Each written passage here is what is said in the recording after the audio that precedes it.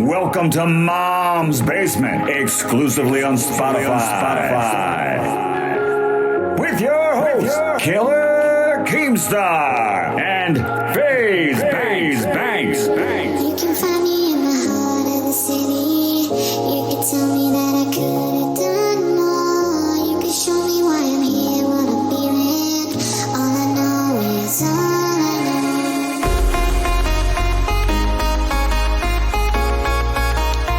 Ladies and gentlemen, welcome back to Mom's Basement. I'm here with, of course, Faze Banks, and today we have a special guest, the hero of the TikTok versus YouTuber boxing event, the one and the only AnEsonGib. Buenos dias. Thank you for having me on the show, boys. Oh my Big gosh. fucking Gibber, man. Like, dude, you had the most polarizing fight this weekend. Such a huge event. Event. Everything was crazy. And I can't believe the way that they announced it. Such a big fuck up for such an obvious fight. Dude, it was so obvious. Dude, all of us commentators were like, oh my God, this is the biggest robbery ever, right? Immediately, right after the call. Then it went to Charlemagne the God, and he said it too. Like, Bro, he said it too. the ref, when he raised your guys' hands, the look on his face, it was insane. He was like, what? Dude, it was nuts. I was down ringside for Jarvis's fight. By the way, shout out FaZe Jarvis. He knocked that motherfucker out. Michael Lee. That was another amazing fight. But we were back up at the box for the rest of the event, and bro, everybody in that box was fucking lost their minds, bro. It was it was immediate. It was like everybody was on the same page, all at the same time. Nobody needed to be convinced. That's how badly you beat him. There was no one. I was thinking, just in case. Sorry to cut you off. Sorry. No, go ahead. You're good. If something happened, let's say one shot, what would they do? Would they give him the win? That's what I was thinking. Immediately after, I was like, if I didn't win so convincingly, they would have gave it the other side. That's what my immediate reaction. Are we anywhere closer to figuring out who really fucked that up and where that came from? So I saw the scorecard. I think it was human error. I think someone just read it wrong. Because it doesn't make sense. Like, you read the scorecard. And everyone scored, all three judges. There's one winner. Dude, this was the most insane thing that has ever happened. Like, it is, they talk about robberies in boxing, and I went back to like look throughout boxing history to look at bad calls or whatever. Nothing even compares to yours. Yours is so obvious. The only way it could be more obvious is if you knocked him out cold and there was a standing 10 count. Hey, to be honest with you though, I think that this is I said this to you in the DMs yesterday when we were setting this up, Gib. I think that it actually played in your favor. I think you getting robbed and then having it be overturned and having them, I agree. Come forward and fucking switch. I can understand. Yeah, I know. Yeah, I can understand that. Like, because immediately. They still want the moment. The moment. Yeah, your moment was fucked. But it's like, it's like burned in people's heads as like, the most polarizing moment of the whole thing. Like, that's all anybody was talking about. I actually made a tweet after the whole event was done, and I tweeted out, obviously supporting my boy. And I still think that there's a debate there to say that Jarvis just had the fight of the night. He had the only real knockout of the night. Did you get a chance to watch his fight? I wasn't. I was too busy stretching, but I saw it the next day. His reaction was great. But fight of the night, pick the fight, No.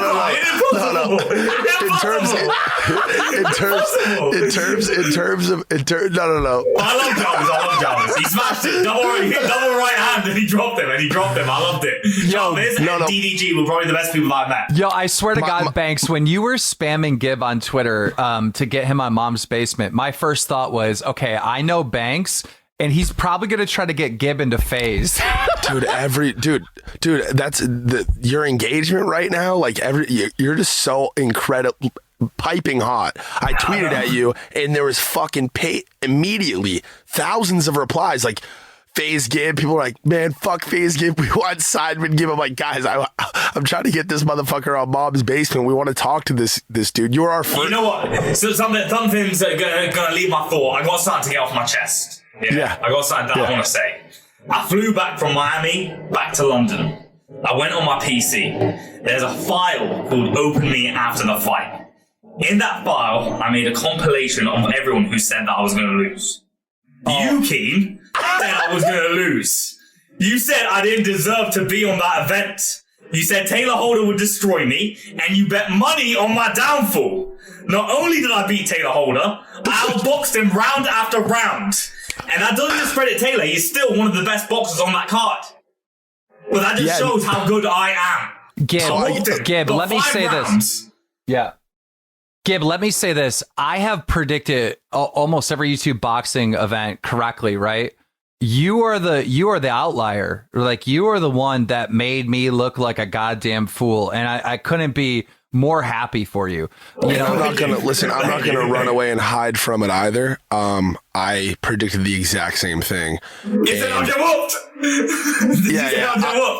I mean, this is the thing, right? I know Tayler. I've met Tayler several times. I know for a fact that people were ducking him. Nobody wanted to fight him. You were the only one who had the balls to fight him. It's because you lot have never met me. It's because you lot have never met me. It's because you lot have never met me. That's what I'm saying. You don't understand the hunger that I got. Thank God that it happened the way it did, and you did get that fight, and you did step up to the plate. Because I was worried for Gib. Okay, this is what I thought was going to happen. Gib put everything into YouTube boxing. I thought he was going to go up against Tayler, get another loss, and then he would never have another good opportunity ever again. Because after losing to Jake Paul and then losing to Tayler, I think you said that on the show, right? Of course. Yeah. Banks, you want to hear who you offered me? Yeah. Fucking Alex Wasabi. Alex Wasabi. He said, "Give fight Alex Wasabi." You know how disrespectful that is. He got that guy my Fuzi Truth. He got that guy my Fuzi Truth. You know the disrespect. Gib, never change who you are. Your energy is incredible. I'm so happy for you, man. Seriously. Listen, I do want to circle back though and say this. I mean, I think that 99% of people had Tayler Holder. He was just so incredibly confident. You know, he's been boxing for a really long time. And even watching your guys' fight, like I don't think Tayler came in there underprepared. He still looked good. Taylor's got skills. Taylor's got skills. Anyone else on the card, Tayler would beat. You were just so much stronger and like more persistent and just you just came in there a better boxer. Gib never gave fucking Tayler a chance to breathe. He said, fuck it. True. I'm not gonna let this motherfucker show anybody what he can do. I'm gonna put him under pressure every fucking second of every fucking round. It was the fucking coolest shit I've ever seen. It was Gib, awesome. I'm over the top impressed with you, but I need to know, Gib, and the fans need to know. I need you to take your time with this and really walk us through. And me and Banks will just sit here quiet. Explain to us in detail what happens as you're leaving the ring after that horrible fucking call. Like, what happens in the locker room? What's being said? This is my immediate reaction.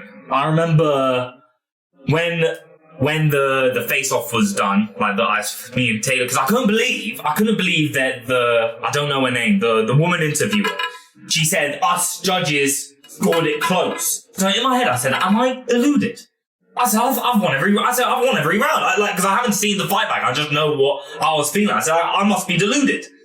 And then Tayler said that it should have been a draw. He should have got the win. So I'm trying to replay the fight that just happened. I said, "I must be nuts." So I left. Everyone was trying to speak to me, but honestly, I was livid.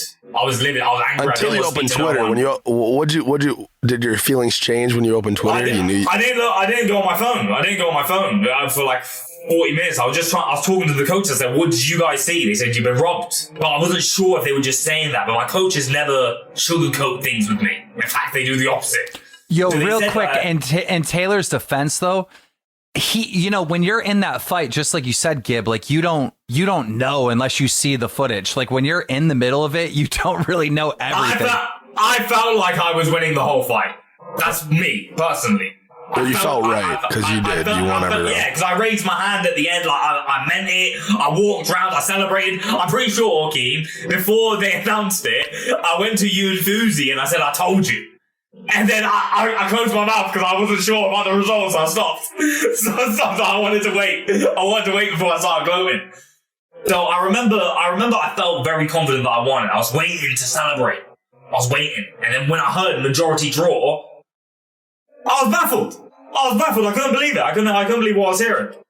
Dude, I'm telling you, one of the funniest things that happened during your fight, and nobody's seen it. I did talk about it in my commentary, though.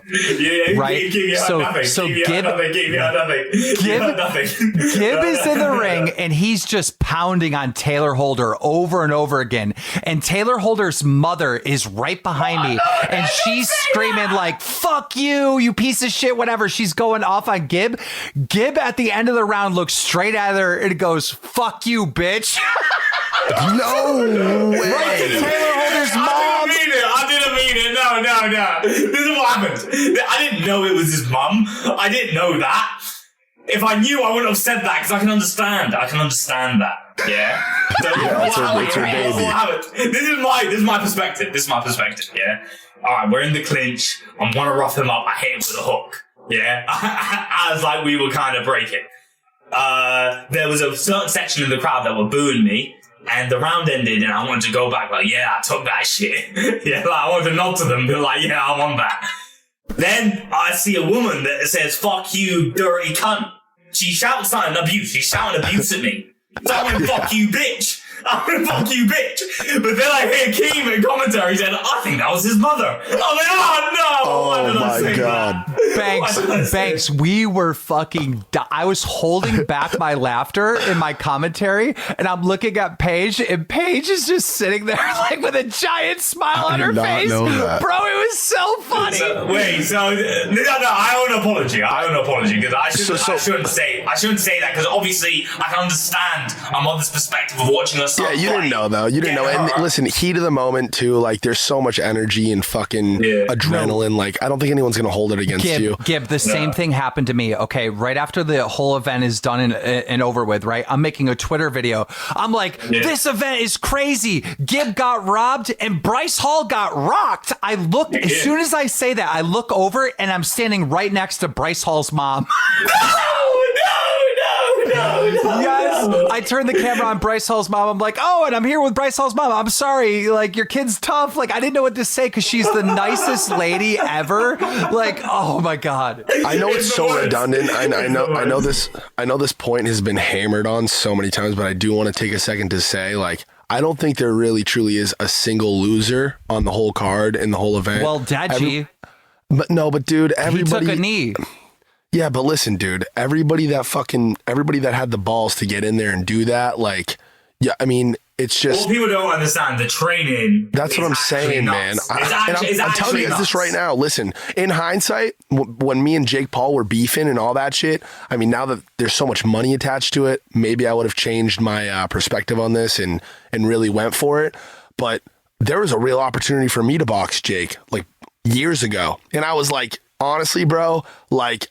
I'd be willing to meet up with you and fucking shoot the fair ones and fight you in person and like do all that, but I'm not about to like quit smoking my Juul and fucking running every day and like starting to eat different. It's a lifestyle, and I thought, if I'm honest, that's what I'm saying. I thought some of the undercard fighters, I didn't think they were gonna be good, but a lot of people surprised me, man. Everyone took it serious, which I'm really happy with. Like, the event was actually a great event. It was such a good event, dude. That's another thing. Everything. That's another thing I'd love to talk about, like social gloves. We had Mike Malak on here months ago, and his take on it was that this was going to be a fucking shit show, an absolute mess. In terms of the money, it wasn't going to make sense. In terms of production, it was going to be a fucking disaster. And social gloves, you guys absolutely fucking crushed it. I think you guys have earned the trust and respect of the audience, the viewer, and if you got, I mean, you guys, they're surely going to put on another event, I would imagine, right? I don't think anybody's... It was the best YouTube boxing event that's ever happened. So no, the production team, I'm not sure who did the production, but I remember Michael Buffer did tweet about who did the production, because I said it was the best YouTube boxing event there's ever been. Like, hands down. Dude, with your intros, like when you guys were coming to the stage and you had that big screen behind you. Yeah, the pyros were a piss take. Fireworks, like, I mean, it looked like WWE. It was so cool. Dude, it was so good. It was so good. It was so good. Everything about it was there were so many surprises. There was something really bad that happened. They asked me to make a VIP list and hook, some internet celebrities up with, amazing VIP seats and stuff. So I had this list of everybody. I had little Yachty on there. I had, of course, Banks, and I had Jeffree Star, Jeff Wittick, like all these big YouTubers. I got on a VIP list to go down to the event and, sit ringside in those nice, comfortable chairs or whatever. Now, I don't know any of this is going on, but they gave my VIPs, they gave them fucking nosebleed seats. They had you guys. Yes, they were trying to put Jeffree Star in the 300 fucking level. Jeffree Star said fuck that and left. Bro, Banks, I heard you and Jeff Wittick got mobbed. Like, these people fuck me so bad. No. That stuff's to be expected, though. I mean, well, I'm stomping through there with the whole crew, right? All the Faze guys, Mike Malak, fucking, you know what I mean? Our whole squad. And they made us like walk through like all the fans. And I'm not like, you know what I mean? There's a time and a place, right? And you don't want to, the last place you want to interact with a bunch of fans is when there's fucking 10,000 of them and you can't move around, you can't breathe, and you're sweating your fucking tits off trying to get to your seats. Like, it was. I saw Jeff Wittick. Jeff Wittick was walking out Tayler Holder. He walked out a few people, didn't he? Yeah, he walked out with Tayler Holder. I saw him. They were a few yards ahead of me. I'd stare him down. Walk out. Yeah, no, that part of it was a little messy too. But Jeff Wittick is the only one that has an excuse to say Tayler Holder win because he's blind. You're fucking crazy, Keem. I love Jeff.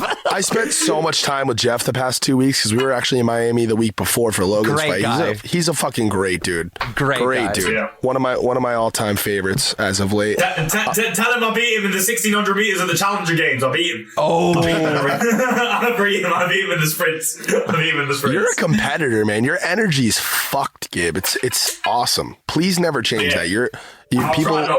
People love you. You're fucking awesome. And I don't think it's time for you to hold back on this boxing thing. I think you should fucking pedal to the metal, press the gas, and go on this because. But I don't know who Gib fights next. Okay, let's talk about this for a second. I actually have a take on this, and I'd like to hear. Well, let me get this through. Okay, he fought Jake Paul, which is arguably the one of the best. Him and KSI are figured out to be like the best YouTube boxers, right? Lost, right? But then you fight Tayler Holder, who is rumored to be the best boxer at the event last night or a couple nights ago, and you destroy him. So like, who's next? Like, I can't. Who?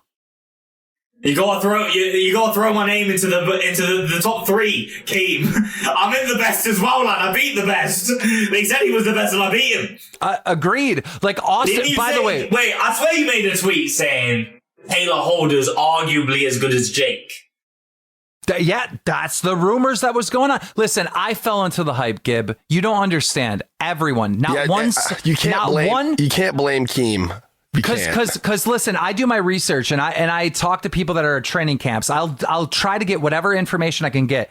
Banks, back me up on this. Not one single person saw a flaw with Tayler Holder prior to us actually seeing him in the ring. Everyone said he had so much hype around him that there were people dropping like fucking flies, getting set up to fight him and then dropping out and not fighting him.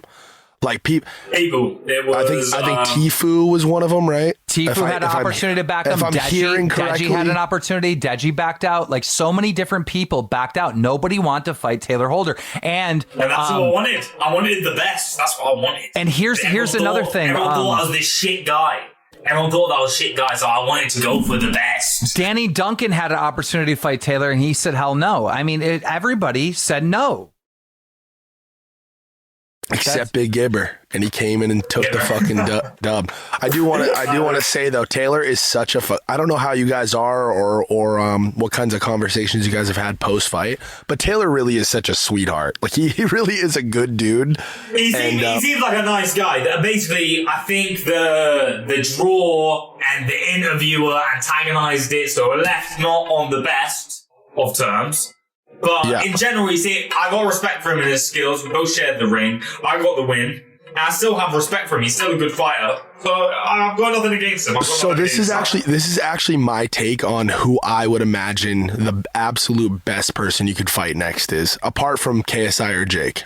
I think that a rematch with Tayler Holder with 10-ounce gloves, I think that would sell. I won every round. I know. I'm just saying. I'm saying specifically for the storyline, the fact that you got robbed, the fact that you guys went in there, the fact that they raised your hands, it was a draw. You guys you know what I mean? You retell that whole story 100 times. Gib, I actually agree with Faze Banks 100%. I don't think so, boys. I don't think so. It was the dominant performance. No, but that's what I'm saying. Point for Holder.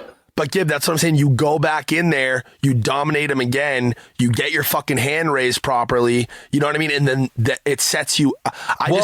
Personally, Banks, in terms of marketing and a draw and selling tickets, I just can't. But other than, like I said, other than KSI or Jake Paul, I can't imagine a bigger hype around the fight. Banks, I have to back you up on this. I think the biggest money bag you can get, like the biggest payday for your next fight, is a rematch with Tayler Holder, because I think that fight sells. I think that is the fight that sells, because people were robbed of the opportunity of seeing your hand raised, right? And they want that, even though it was reversed, and even though you were clearly the winner and there was a mistake or whatever, your fans want to see your hand raised, and Tayler Holder wants, revenge. He got Gib, think about it. I don't think Tayler necessarily deserves a rematch, because you beat him flat out, fair and square. I think that's up to you. I agree with that. It's deferred to you. It's up to you. If you want a rematch, then I think it's all comes down to you. But think about it this way. There isn't a motherfucker on the internet who would miss that fight. Nobody is missing that fight. Everyone is going to watch. That's his biggest bag. That's millions and millions of dollars. Everyone wants that. Everyone wants to see that. Everyone's going to, you know what I mean? I mean, it's nothing. I don't think there's many options. I don't think it's as narrow as you guys are saying. Yeah. No, I don't think it's narrow either. I think you could probably at this point fight anyone. You could probably fight Austin if you wanted to. There's many. The pool has got bigger. Before the fighting pool was so small, but now the fighting pool has got bigger. Agreed. Yeah. No, I agree. I just personally, again, in terms of selling tickets and stuff. Can we talk about Austin McBroom for a second? Oh my God.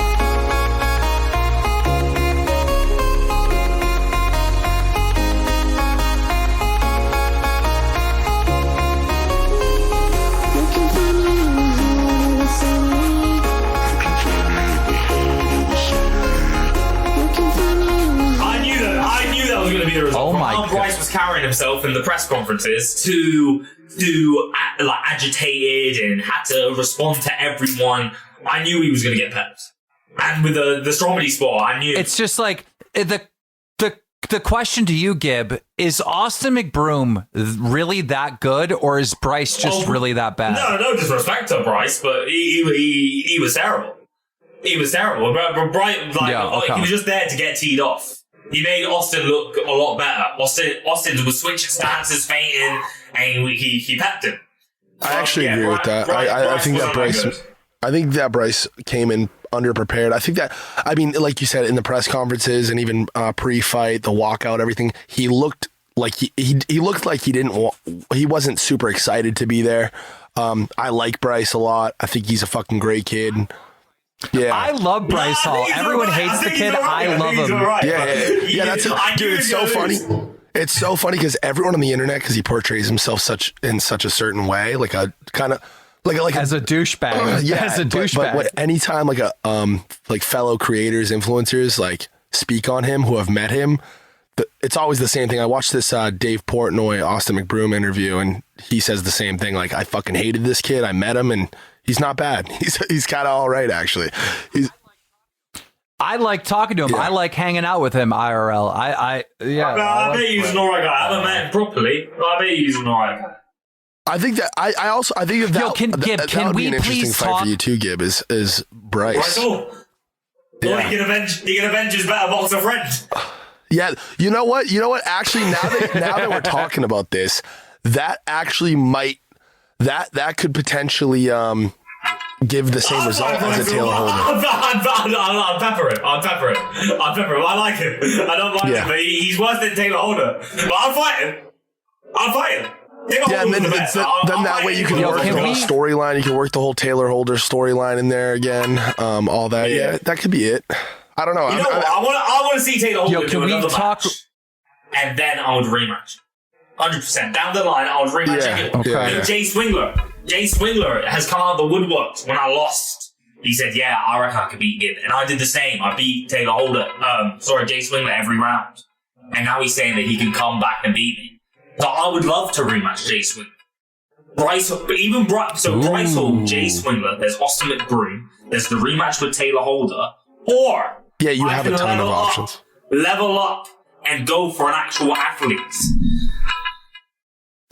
Yeah, for some of our fans that don't know Jay, he's a huge channel, TGAF Bros. Love those guys, by the way. They actually came and lived at the Cloud House a couple of years ago for a few weeks. I was trying my balls off to get them to move to LA and do that whole thing, Nelk Boys. Type shit. Can I talk about this one thing? How important are weigh-ins, right? Now, when I started the press conference for YouTubers versus TikToker boxing event, I had this little speech prepared, and I talked about how KSI showed up to the first weigh-in against Joe Weller, and he had abs, and people, like, for the first time were like, oh my God, he's taking this serious.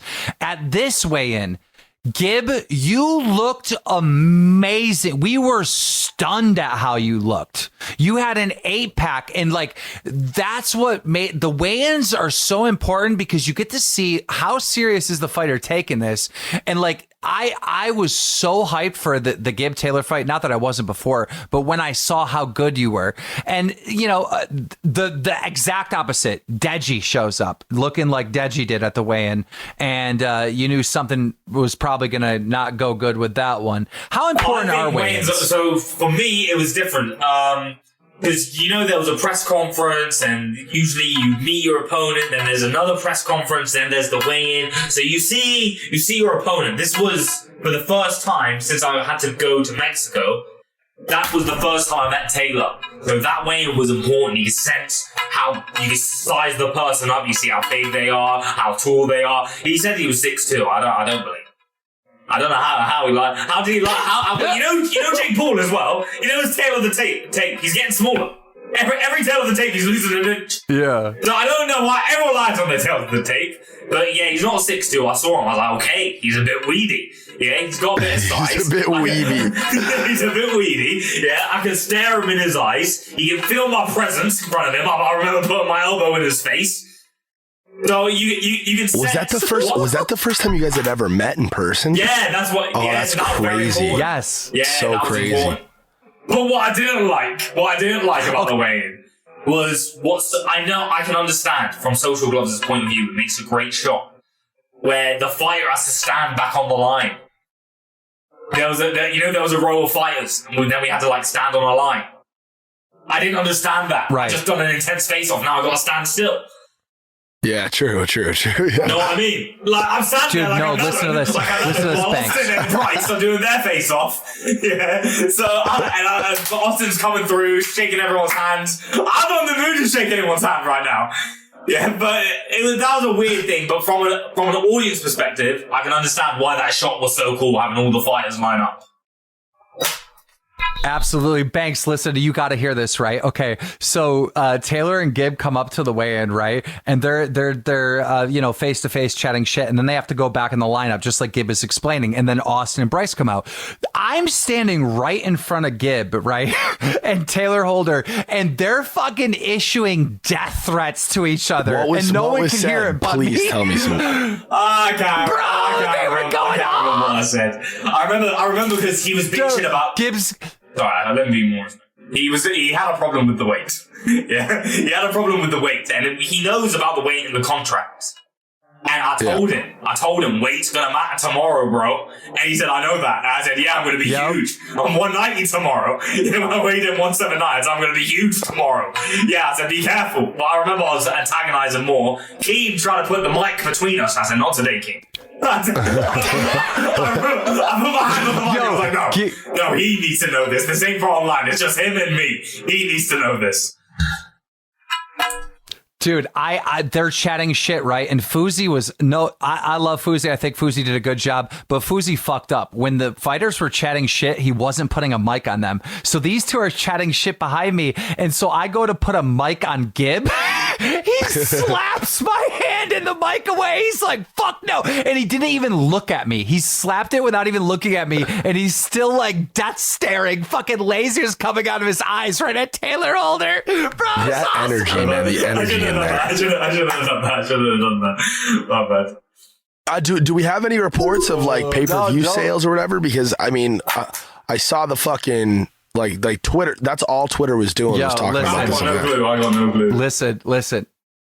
There's two things going on right now, and I'm not even supposed to say this, but I won't say it anyway. There's two things going on right now. There's rumors that it's record sales, right? And then there's also rumors that it's like way underperforming sales, and neither one of them seem believable to me. So what? Neither one of them seems believable. I would guess it had to have had at least 1 million pay-per-view sales.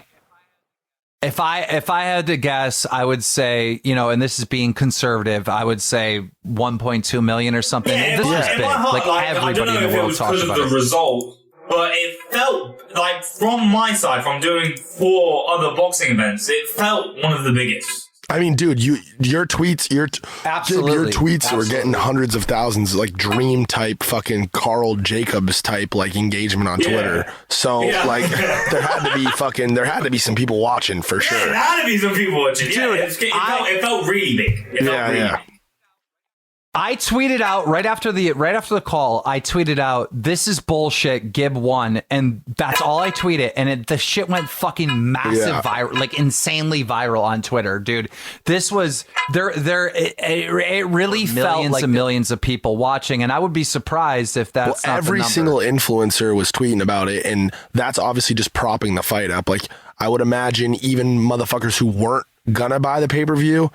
You know what I mean? That FOMO, that feeling of like missing out, like fuck, man, like everybody's watching this. My favorite fucking influencer that may not be fighting is watching it, tweeting about it. I'm gonna fucking buy it. How much was the pay-per-view? Well, $50. $50. Or was it 50 or 60? I think it was 50, but I bought a pay-per-view for my girlfriend. And it came out to be like close to 70, like with taxes and shit, taxes or something. I don't know. But yo, can we switch gears for just 2 seconds? Because I think we hammered at least most of the boxing stuff. Yeah. Banks, why do you sound like you're dying? Dude, what's going on in your life? I feel like I went to Miami and got my ass kicked. To be honest with you, what happened? Miami chewed me up and spit me out, dude. Listen, this is Did you get an STD? Stop. I have a beautiful girlfriend, and we fuck girls together sometimes, but we're very careful about that. There's no STDs. My dick is clean. It has nothing to do with that. Listen, the past 10 days for me have been fucking debatably the craziest I've ever had. I went to Miami. It all started. I went to Miami with my whole crew, my whole house for the Logan Floyd fight. We immediately came back to LA for 12 hours and then left to go to Cabo, Mexico to do that Roubet. Shout out Roubet, by the way. That Roubet like brand deal thing. My entire house partnered up with Roubet, and we're going to be, for the next 6 months, we're going to be in Mexico a lot. So we fly down to Mexico to do this shit. I start streaming. I don't know if you guys saw that. Keem, did you see that? I streamed on Twitch. I fucking crushed it. I streamed twice, held like 35, 40,000 viewers over 6 hours, both streams. It was fucking incredible. Everything is going great, man. We're making money. We're having fucking fun. We're traveling the world. It's sick. We fly straight from Cabo to the Social Gloves event, and we're in fucking Miami, man. And it's my favorite city on earth. And I just went fucking bananas. I went super fucking hard. Missed my flight home. Everything was still okay. Everything was still, oh my God, more than I've ever done in my whole fucking life. Missed my flight home, and anytime, man, Tav, for anybody that doesn't know, he's my right-hand man, my manager. He keeps my fucking life together. He leaves, everyone leaves. I still have like a smaller crew in Miami. I'm like, all right, fuck it, whatever. I'm here for an extra day. We're going to go out. These fucking guys, bro, this is something, it was on my Instagram story. These guys at 11, Gib, did you get a chance to check out 11? I went there when I lost to Jake Paul. I went to 11. 11 is debatably the coolest place on planet Earth.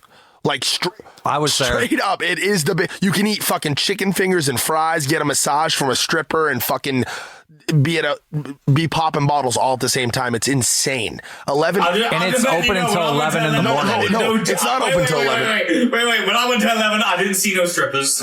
I went to celebrate with my friends and I didn't drink. I've let that be. Yeah, I had a whole different experience. I went there and did the whole fucking. Gibbs lying. He definitely seen those strippers, bro. When they came out, I looked at the floor. When they came out, I looked at the floor. I looked at the floor, he said. Gib was getting lap dances. That's how he got the name Big Gibber. So, dude, listen. So we go in there, and obviously you can get ones and stuff. Throw it at strippers. That's what people do at strip clubs. It's not really a strip club. I actually don't enjoy strip clubs myself. It's more like a nightclub. It's not a strip club. It's not a strip club. It's really not. It's actually not though. It's like a nightclub, and there are strippers present. That's how I would describe it. But listen to me. The table next to us the night before my flight. This is why I missed my fucking flight. These guys, man, and they were so vague about what they did. There was a Bitcoin conference there a week before, right? There's these guys at the table next to us. 50 Cent was performing that night, the night of the fight. The fight, and these fucking guys, they start bringing out suitcases of money. And it wouldn't stop. Dude, they were fucking throwing hundreds of thousands of dollars. I've never seen anything like it in my whole life. I've been to 11 probably 20, 30 times. I've never seen anything like that. I'm good friends with the people who own the place, all that. Nobody's ever seen anyone do what these guys did. I think the total sum of money that was thrown the first night was like $300,000 in $1 bills. Oh my God. Why? I have no fucking clue why. But here's where it gets fucking really cool for me. So we're partying, and I remember walking past these guys before they start throwing any money. One of the guys looked at me, threw a Faze up, and like kind of head nodded at me. I'm like, whatever, respect. He's at a table. These guys are fucking probably ballers to an extent. Like the head nodded him back, said, "What's up?" Go to my table. Then they start throwing this money. I'm standing on the table looking at him. We lock eyes, and I look at him. I raise my hands. I'm like, "What the fuck are you guys doing?" And he's just laughing, throwing money. Then he takes 2 bricks of $1 bills out of the suitcase and goes to throw it to me. And I'm like, "Okay." I raise my hands. He throws fucking a brick of like 3,000 ones at me. I catch it. I start throwing it, whatever. Then they start waving me over. All these guys. They're like, "Yeah, we're into crypto, this and that, whatever." So I stood at their table. All my friends are like, "Yo, go over there. Go meet those guys. You got to go meet those guys."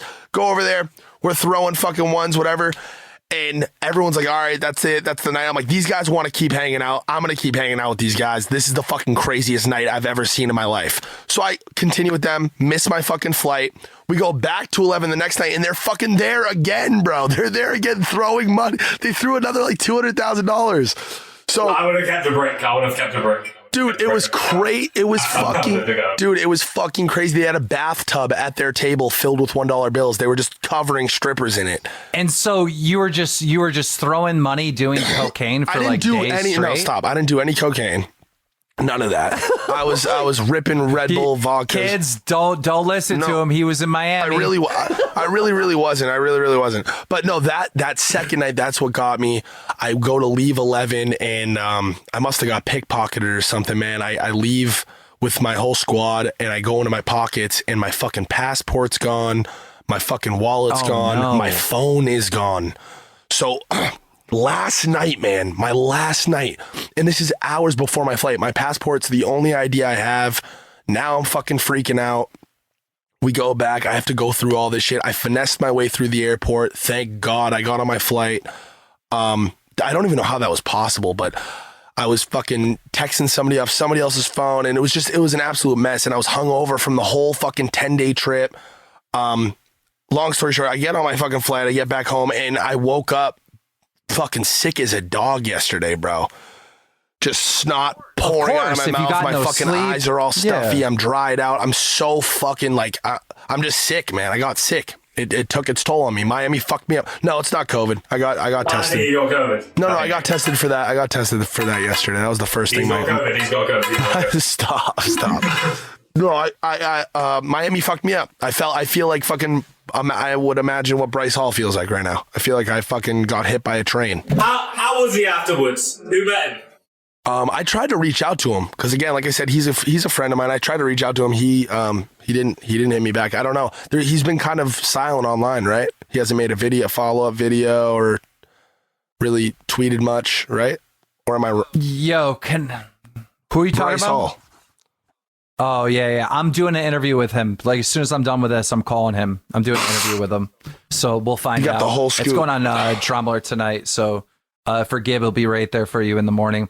I got to say, I have never, like, commentated a boxing match before, or, you know, what the role that I had over at the Social Gloves things. And it was so awesome and so much fun. You know what? I'll be honest with you. In the press conference, I thought you and Food, I was like, oh no. I said, this is bad. Like, not just you two, the whole press conference itself was bad. I said, there's going to be a shit show. But when it came to fight week, you and Fousey smashed it. Yeah, you guys killed it. Oh, thank you so much. Keem, you did a great job. And it was actually, again, hats off to Social Gloves just for, like, just having their finger on the pulse and not missing a beat. Like, getting other influencers and people who are hardcore in the community. Like, honestly, Fousey fucking earned that, bro. He's been so on this boxing tip, and he's been, like, so involved. He earned his spot there. And Keem, of course, you're the fucking king of drama on YouTube. So for you, one day I want to see Keemstar a special guest referee. I want you to get a referee license. Absolutely. I want you to get a referee license, and I want you to be a referee. Absolutely. That'd be awesome. I think that'd be hilarious. That'd be awesome. You get so much hate. You get so much hate. It would be so funny. It would be so funny. Just don't run my fight. Just don't run my fight. I'm totally down to be a referee. No, for me, I honestly feel like, you know, that I am the Don King, like the boxing promoter of YouTube, because of, you know, how many views Drumler gets and whatnot, and promoting these fights and talking about them. My guys ran the number. We pulled 60 million views promoting this TikTok versus YouTuber fight. My impressions on Twitter went out to about 352 million impressions on Twitter talking about the fight, and it went out to 3 million uniques. So, you know, I do so much covering these fights and promoting these fights. I desperately wanted to be involved in one of these fights as a commentator or something. And to have that opportunity, now I'm like super addicted. Like I want to commentate every YouTube boxing event moving forward if I get the opportunity to do so. I did one commentary, and it was for KSI Logan for Sky Sports. I did so bad. Was it one or two? Did you do one or two? Two. I was two, so I didn't have a seat. And then Sky Sports said, do you want to do commentary? I said, fuck yeah, ringside, why not? Yeah, but I didn't do a good job as I just wanted to watch it. That was the reason why I went. But Joe Weller, I would say you, Joe, Ethan, and Fousey, you lot are really good. Yeah, where was Joe Weller this weekend? Yeah. They weren't with this one. I know Joe Weller did something with the Floyd Mayweather Logan one, the Social Gloves saying they didn't even want me on it at first. They said no originally. They said no to. Thank God you got on there, man. Actually your pathway to victory is incredible. I'm so excited to see what you do next, bro. Are you gonna start? Very excited, man. I'm very excited. What did you say? I said I'm just really excited to see what you do. I think I was going to ask if, like, what your plans are for YouTube. What are your plans for? I saw you eating fucking pancakes the next day. I was dying laughing at that video, by the way. Oh my God! I have to talk about this pancakes. I've gained 5 kilos. I'm a fat bastard now. The abs are gone. The abs are gone. I absolutely, Gib, you don't understand your pancake video, what that meant to me. Dude. Because I've been doing hardcore keto for like a month and a half, and I haven't had any cheats at all, because I was trying to lose enough weight to get ready for, you know, this event to look good on camera or whatever. And I lost 15 fucking pounds. I like really buckled down and got down. Right.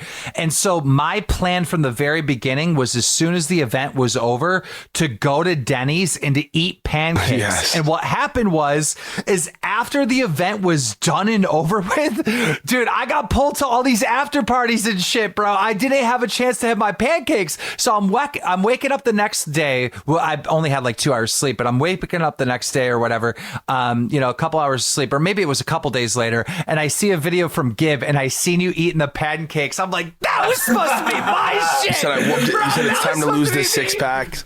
I whooped his ass. I have lost. The six-pack is gone.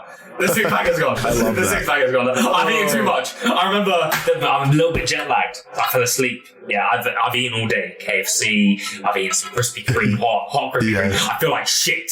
Yeah, oily skin, belly's out. I'm feeling fatigued and lethargic. I'll go to sleep. I wake up, it's 3 o'clock. I'm wide awake. It's McDonald's time. It's McDonald's. I ordered the McDonald's. I'm groggy. I'm still tired. Yeah, the McDonald's comes. I eat it. I go back to sleep. Fight was on Saturday. Saturday. All you wanted was Chick-fil-A, and we all know Chick-fil-A's closed on fucking Sunday. I was pissed. I went Popeyes.